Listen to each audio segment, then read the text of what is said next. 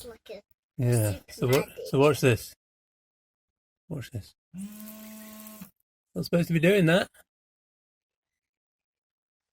That's a non-return valve, and for some reason wants to totally leak everywhere.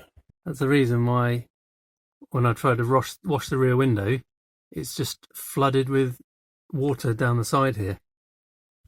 Which one? This one here. What's it doing? It's spraying water. Shouldn't be doing that, should it? Okay, we'll stop now because it's getting the door soaked. Right, so I'm going to have to find a part number for that. Why does it do that by pressing that button? Do that. Why does it do that? Because this bit is broken. And there is the new one fitted. Note the arrow. It's not as you would think. It actually goes in the opposite direction than what you would think. And I've tested this. So the arrow points to the direction that you don't want the water to go. Confusing, right? Here we go.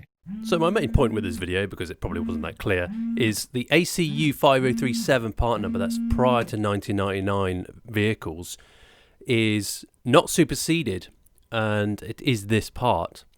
But AMR6676 is a later part. It doesn't supersede that part, but it's basically the same part. However, a lot of the OEM versions and pattern versions you can buy are completely different designs. So what I'm saying is, if you've got a pre-1999 vehicle, buy the later part. It's genuine. It's not that much money, and it'll be the exactly correct part.